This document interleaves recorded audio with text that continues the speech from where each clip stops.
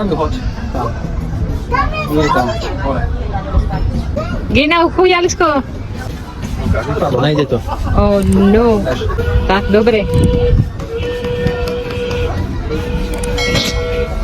Wow! Wow! Grabe, hindi talaga sila nainitan ba sa araw na ito. Sobrang init. Pero ang silang dalawa, nagbilag talaga. Anyway, nagpa-sunbathing naman yan eh. Para maingit yung iba dito ba na nagiging tan cola sila. Samantalang sila, puti. Din, silang dalawang effortless. Lalong-lalo na to si Philip. Madali lang ito pagod ba. Katulad ko, ang kulay niya. Natuwa naman ako sa kanilang dalawa dahil nakasakay sila dito sa tren na ito. Iniyakan niya ni Alex and then ito pa pala ang Signet's Playground.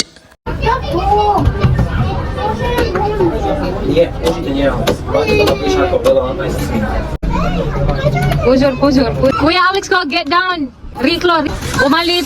Tak, dobre. Na pumali. Get your cars. Dobre. Tignan niyo naman si Philip, naglalaro na naman ng sands. Mamaya niyan, lagom na naman yan siya. And then tinawag ko siya, ayaw niya makinig talaga, gustong-gusto niya yung sands. And dito pa pala si Vladimir bumili na ng langosh at ipapakita ko sa inyo ang itsura. At ito pa pala ang itsura ng langosh nila, ketchup ang nakalagay. Masarap pala tong langgos na ito. Ayan o. Diba? Ganito lang mag tayo, food review. First time ko kumain ito, langgos daw. Masarap. Ito. Mastos na si Mr. Napilitan. No choice siya eh. French fries naman kay Philip at saka kay Alex. Ayaw kasi nila ng langgos. May event pa pala dito sa Signet's, hindi ko alam. Surprise ako ba? May marathon sila kanina. Kaya ako pupunta ako doon sa car namin. Kasi yung kinain kong langgos, hindi ko pwede kainin lahat nang dahil sa aking gallstone. So ang gagawin ko ngayon, kakainin ko yung sandwich na baon ko kanina. Ako ng sandwich para sa akin. Hindi pwedeng puro oily ang kakainin ko. Ito yung pinunta ko dito sa car. Si Vladimir at saka yung mga bata nandun sa restaurant. Hindi naman siya tawag ng restaurant, parang cafeteria lang siya ba. May na-remember ako doon sa langgos na yun. Para siyang chapati. Kaso nga lang napaka-oily niya. Hindi ko ma-explain yung lasa. Lasang oil. Siguro masarap yun kapag cream cheese. Ang nilagay kasi ketchup. Pero at least hindi nakakaumay ang ketchup. Sobrang init dito, parang nilanda na ako. Ito pala yung park dito sa Signet's. Ang tawag niyan, Yazira. Yuy. Ayan siya. Dito kanina ang may marathon. Ngayon, natapos na sila.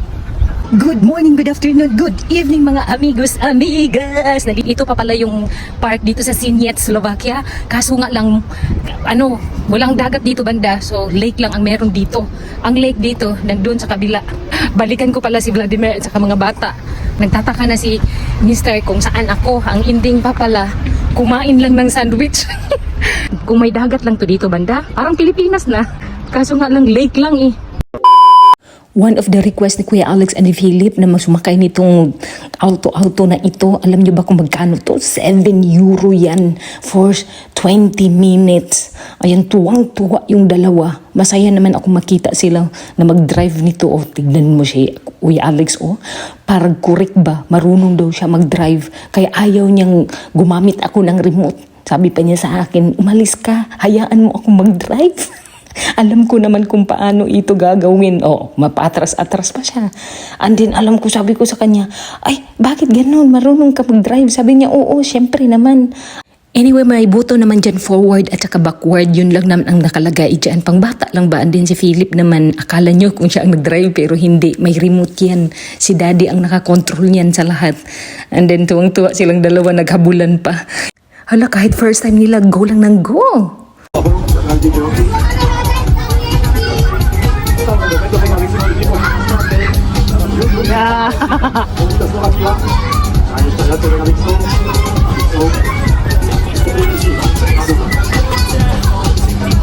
Chuchu salo kuya ko.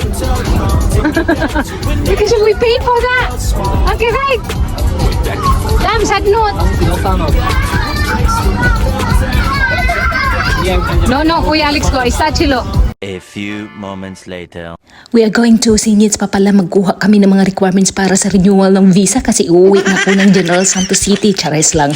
At ito pala ang pinaka-center ng Sinits dito at makikita nyo naman. Maghahanap lang pa na kami ng parking na malapit doon sa Unicredit Bank. Dito na pala kami. Hinahanap ko yung bangko namin dito. Kukuha ako ng bank statement para one of the requirements sa aking renewal visa.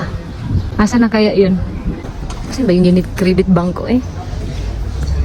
Ang dami na nakatingin sa akin kasi yung suot ko, pag-uton, hindi nila alam na sihag. Pumapasok yung hangin sa loob ng aking kaluluwa. Ang alam ko, nandito yung Unicredit Bank eh. I think nakita ko na Unicredit. Andito naman kami sa insurance. Nandito ako sa sasakyan, hindi na ako sumama ka doon kay Vladimir. Mag-withdraw lang naman siya ng pera. Pambayad daw sa, yung sa bahay ba? Kasi magpipintura na kami. Yes! Finally! Pero ang pinili ko na kulay yung neon color. So, kapag malayo pa lang ba, halata na bahay namin. At least yung paghanap ng mga kaibigan ko, nasaan yung bahay mo? Yung neon color ha, sa amin yan. Gusto niya blue ang kulay. Sabi ko ganun, kung blue ang color ng bahay natin, ano lang magiging kulay ng sky?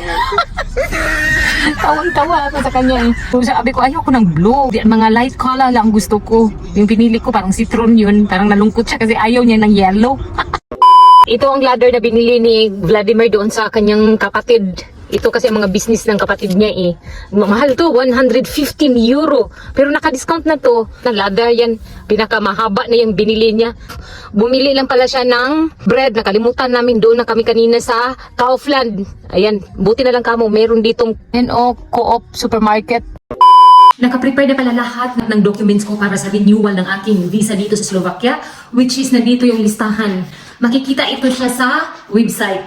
Na-print out lang ni Mr. para may hard copy siya. Ito pala yung sa insurance. And ito naman yung bank statement. Ang kailangan talaga daw na minimum sa bank account ko na dapat ma-covered good for 12 months, it should be 3,200. Sobrahan namin yung pera sa bangko namin. Panigurado. Ito yung affidavit. Nakasaad dito na we are still living to each other. Kumbaga, sama pa rin kami as a husband and wife. Nanigurado lang sila kung magkasama pa ba kami sa isang bubong. May tatak ito galing sa chairman nila dito. Sa village na ito kung saan kami ngayon nakatira. Of course, hindi mawawala yung passport ko. Kailangan talaga ito. And pinakamaganda kong picture.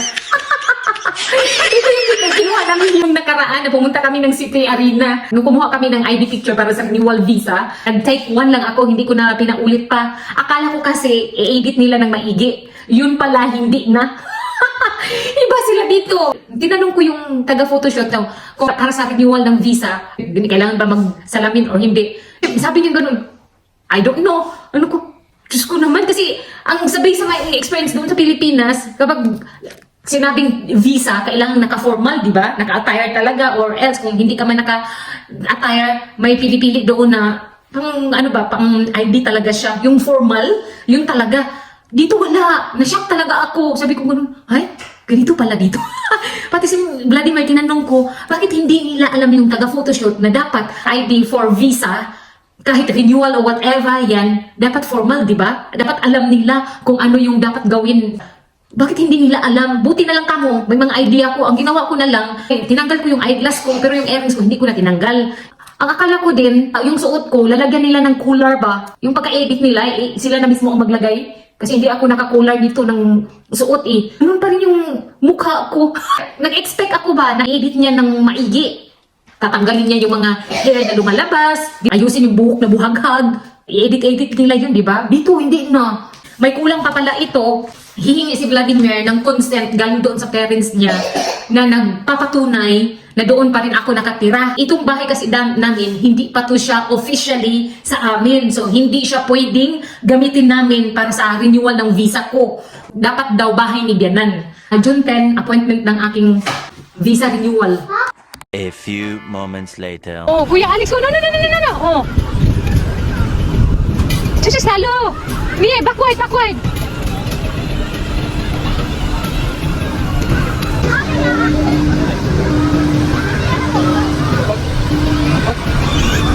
Guys, tumali Kuya Alex. Ha? Is it okay? Ano?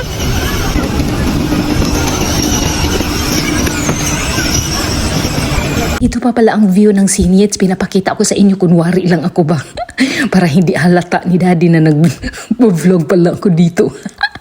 And then si Kuya Alex na stock ang kanyang sasakyan, and then bababa yun para tanggalin niya, and then aalsahin niya. Hindi naman yan siya mabigat eh. Balik na naman siya ulit. At ito naman ang request nila, 4 euros yan for 20 minutes din. Pero tuwang-tuwa naman sila. Medyo malaki ang gastos namin for today, pero okay lang. At least masaya ang mga bata ba. And then nag-slide, umakyat na si Philip, and then pababa. Ewan ko, hindi talaga siya natakot ba. Ang daming bata, ayan silang dalawa, si Philip at saka si Alex naghabulan. At ito yung gusto kong sakyan. At ewan ko lang kung ano ang pakiramdam nito. Para bang Ferris wheel or octopus sa atin ba. Pero kakaiba ito ba, no? Diyos ko, malipong ka siguro ba. Next time lang ako sasakay niyan. Andito pa pala yung pambata, na gusto sakyan ni Alex. Saglit lang, wag mo munang i-forward. Sa mga naghahanap ng extra income, ito na ang sagot. Si MetaMax. Ako ay isang member ng MetaMax. For example, Prada. Ang kailangan lang mag-rate, then success, then back. Ganun lang kasimple kumita kay MetaMax, and then maghahanap ka lang kung anong gusto mong advertisement na panoorin, then mag-rate, then automatic create ng income. It's depend upon sa package na na-avail mo. Kung ikaw ay naghahanap ng extra income, ito na ang sagot sa'yo, si MetaMax. Ang aking referral link nasa description box, pati na yung code. The next day. Today pa pala ang renewal visa ko, kaya going to Dunay's Castreda kami. Ito siguro yung pinaka-center ng Dunay's Castreda, pero hindi ko sure ha. Anyway, first time ko nang mapunta dito sa lugar na ito, and hinahanap kasi namin yung address na nakasaad doon sa listahan kung saan ba yun bandaan. Ito ang nadaanan namin. Kaso lang, maulan. Thanks God, nandito na pala kami sa loob. Nag-aantay na lang kami na tawagin ang aking pangalan. Kunwari lang ako ba. Ay, thank you Lord, natapos na yung appointment, nakapag-apply na ako. So within 30 days, which is 1 month, i-deliver daw nila doon sa General Santos City. Ay, sa bahay pala. Ayun ang aantayin ko. Bayad lang pala si Vladimir ng 10 euros. So, hindi na ako nangusisa. Ang importante, na-renew ng aking visa. Malayo pa naman ang expiration ng aking visa, pero ahead of time lang kami renew. This year, September, ma-expired yung aking visa. Okay naman ang pag-renew namin. Wala masyadong tao kanina. Madali lang. Maraming mga ibang lahi. Mabuti na lang kamo today. Maulan. Siguro yung ibang appointment today, hindi na pumupunta. Meron nga silang tinatawag kanina na mga pangalan pero wala doon.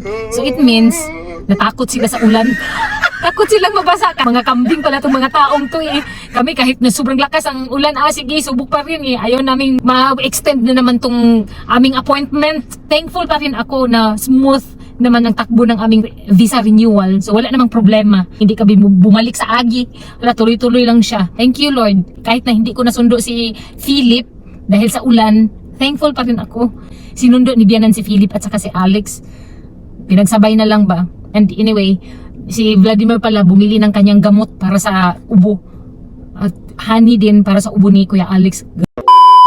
Dito na pala si Philip at saka si Alex. Dumating na sa bahay. Nag-activity lang muna sila. Alam ni Alex yan eh. Paano gawin? Kaso lang yung number 1 ba? May sungo. Ito naman si Philip. Anong ginawa niya? Ay, nag-coloring siya. Tignan nyo naman yung... too much. Wow, pegan eh. Diyos ko. Tamad dito si Philip mag-coloring. Sa totoo lang. Pumali. Agoy, nanggawas naman na dong. Kamuritsing na. Pumali, donotra. Tak. Kanina pa yan siya dyan eh. This is the end of our video. Thank you so much for watching. God bless. See you in our next vlog. Bye. Bye.